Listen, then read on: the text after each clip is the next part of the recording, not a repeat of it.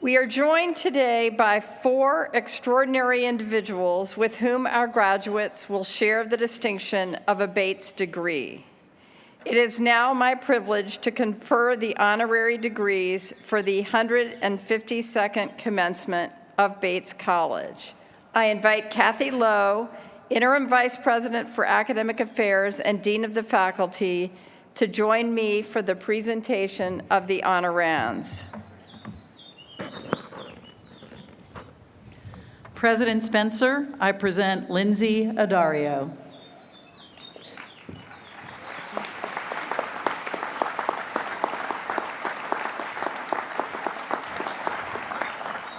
Our first guest won a Pulitzer Prize as part of a New York Times team covering the war in Afghanistan. She won a MacArthur Fellowship for creating a powerful visual record of the most pressing conflicts and humanitarian crises of the 21st century. She has been called a tough-as-nails ball of energy, a bit of a rock star, and the person who changed the way we see world conflicts. She calls herself a photojournalist. From a childhood in Connecticut and an education at the University of Wisconsin at Madison, she began her career as a photographer in Argentina, working for the Buenos Aires Herald, with no formal training, but with a powerful instinct for finding and telling the story. She has gone on to document the human costs exacted by inhumane regimes in Iraq, Darfur, Afghanistan, Libya, Syria, Lebanon, South Sudan, Somalia, Congo. Her images show the intimate toll of domestic and foreign policies, of abuses to human rights, and insults to human dignity. In the pages of the New York Times, National Geographic, Time, Newsweek, and more, her images leap from the page and immerse the viewer in other places, other lives, other stories, uniting subject and viewer in the often painful realities of the human experience. She brings us the displaced, the disregarded, the disavowed, the embattled, the embroiled, the embittered. She depicts quiet moments of simple joy. She documents the exercise of epic courage. In her work as a storyteller, she has more than once found herself in narratives not of her own choosing. She has twice been kidnapped, once in Libya, once in Iraq. Even under extreme duress, she maintained her stance as the conduit for other stories, training her gaze outward rather than emphasizing her personal experience. Her work has been shown at premier venues around the world, including the New York Historical Society, the Jewish Museum in Berlin, the Montreal Museum of Fine Arts, and the Field Museum in Chicago. If the photographer's responsibility is, as has been said, not only to convey the truth of her subject's experience, but to ensure that that truth reaches the right audiences, our honoree has more than exceeded this obligation. The title of her memoir evokes both her sense of calling and Bates' own philosophy of purposeful work. It's what I do, she writes. You have to be hungry, you have to be dedicated, and you have to love what you do. As simple, as significant, as essential as that. I present Lynsey Addario for the degree of Doctor of Humane Letters.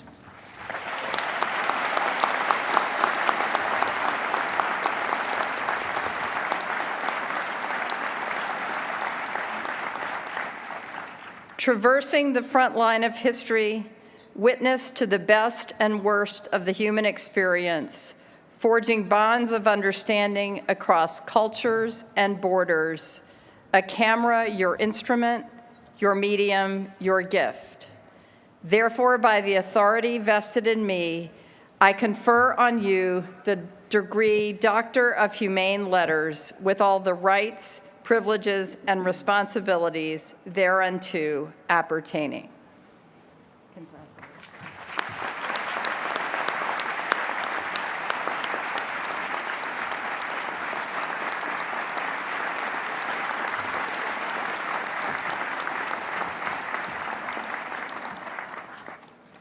President Spencer, I present Jill Lepore.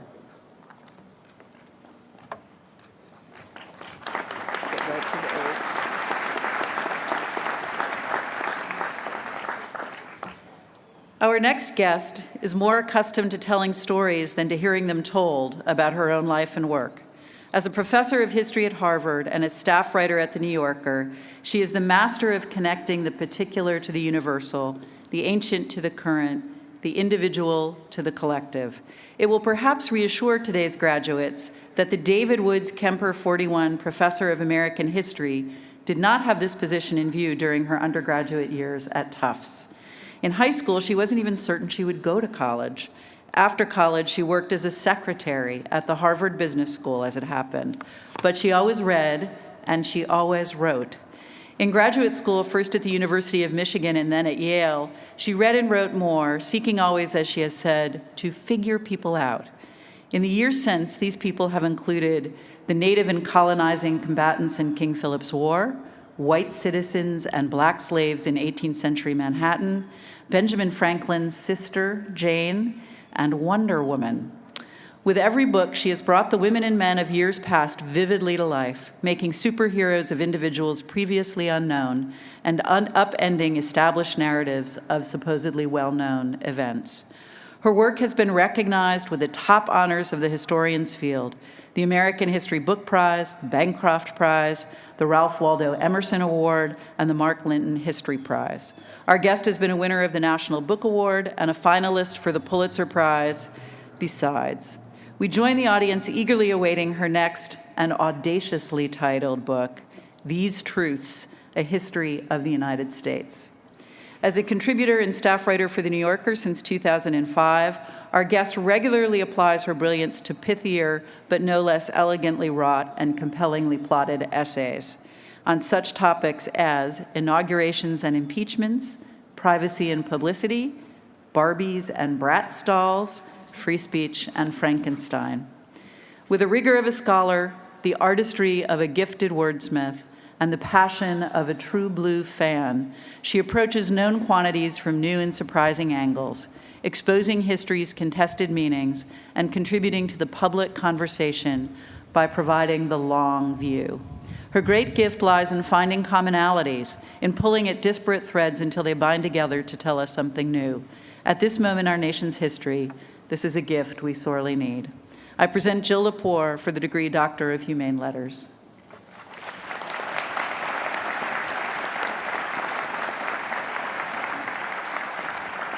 Moving with dexterity through a nation's myths and moments, presenting for posterity tales known and not from days gone by, this astute and agile adventurer in American history and culture intrigues and inspires, introducing us to the power and the fun of interpreting the past. Therefore, by the authority vested in me, I confer on you the degree Doctor of Humane Letters with all the rights, privileges, and responsibilities thereunto appertaining.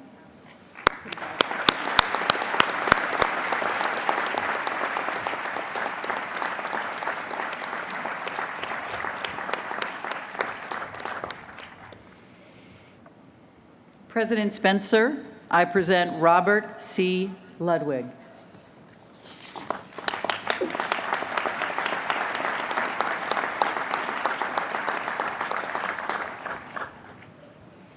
Our next guest is one of the most honored artists in modern music, but you probably don't know his name. You could walk by his studio door in downtown Portland, Maine, and not give it a second glance. Tucked beneath a parking garage, its modest facade offers no hint of the magic happening within. Today, we invite our guest to step out from behind the curtain. He is the master of mastering the art and science of perfecting audio recordings. He has 11 Grammy Awards, 2 Latin Grammys, and 27 Grammy Award nominations. When recording artists want the finest finishing touches applied to their work, it is our guest that they seek out. You know their names, even if you don't know his: Springsteen, McCartney, Hendrix, Madonna, U2, Led Zeppelin, Mariah Carey, Radiohead, the Rolling Stones, The Who, Foo Fighters, Tony Bennett, Elton John. The list goes on and on. For 3 consecutive years, the winners of the Album of the Year Grammy included our guest for his work with Mumford & Sons, Daft Punk, and Beck. And it is not just the rockers and pop artists who come to him for his uncanny ability to maximize the musicality of their recordings. Equally acclaimed for his work with big names of a different era, Beethoven, Bach, Stravinsky, some of the world's best classical orchestras also seek out our guest's special touch.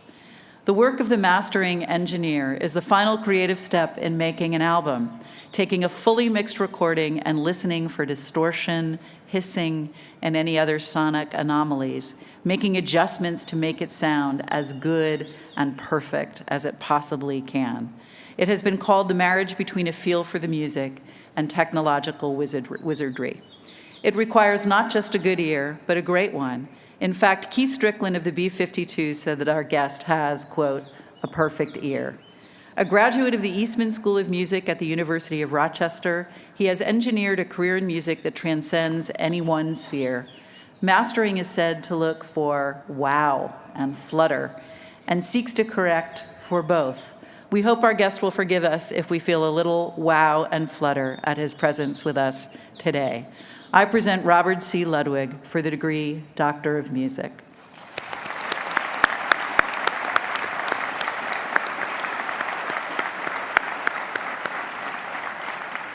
Artist, craftsman, engineer, a genius at the boards, creating sonic magic here in Maine. You delight ears and hearts across the globe. Therefore, by the authority vested in me, I confer on you the degree Doctor of Music with all the rights, privileges, and responsibilities thereunto appertaining. Congratulations.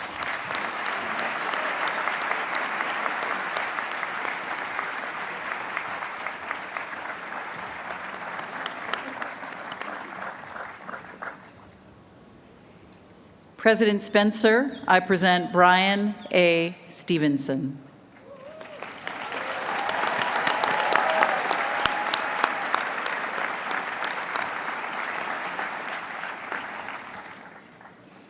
Our final guest and our speaker today has devoted his life to winning justice for individuals who've been wrongly tried and falsely imprisoned. His work aims to focus the attention of all Americans on the central injustice of our nation, our foundational history of race-based prejudice, subjugation, enslavement, and incarceration. He is the founder and executive director of the Equal Justice Initiative in Montgomery, Alabama. This organization is committed to ending mass incarceration and excessive punishment in the United States, to challenging racial and economic injustice, and to protecting basic human rights for the most vulnerable people in American society. Believing that the opposite of poverty is not wealth, but justice, and that each person is more than the worst thing they have ever done, our next guest has become the champion of the innocent, the unfairly sentenced, children prosecuted as adults, and the mentally ill. Working within the very system that failed his clients, he and his colleagues at the Equal Justice Initiative have won reversals, relief, or release for more than 125 wrongly condemned prisoners on death row. Proximity to the imprisoned and condemned, he says, has made the question of every person's humanity, including his own, more urgent and more meaningful to him. He is deeply attuned to lessons in the quality of empathy, reaching back to his childhood, when his grandmother took him to an empty shack in the middle of a Virginia field and told him to listen. He did, but heard nothing besides the sound of his grandmother weeping. Years later, he realized that the cabin had been the home of his enslaved ancestors. And then, all around him, he heard their voices, compelling him to strive for understanding, to right entrenched wrongs, to forge a life rooted in connecting what he does with what he believes. In his work, he helps us all understand, years after Emancipation, Reconstruction, and Jim Crow, that our country's shame is that it still reaps strange fruit, with bodies in jail cells replacing the lynchings of days past.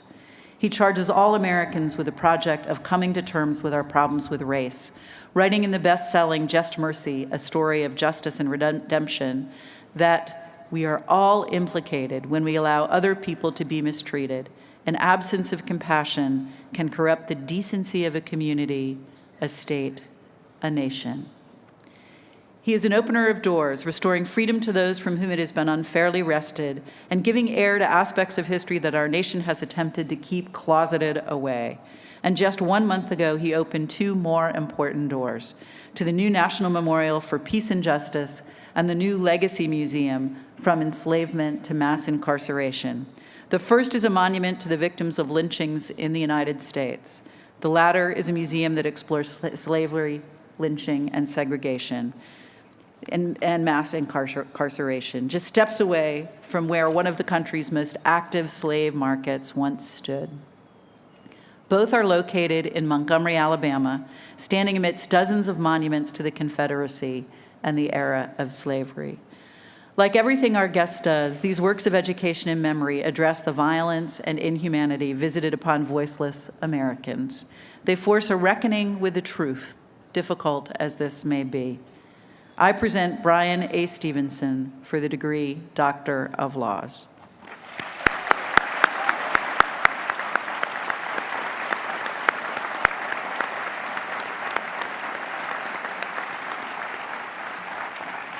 With faith in redemption, recovery, rehabilitation, with fervor for finding a new way forward, your work is itself monument and museum, testament to the past and touchstone for the future.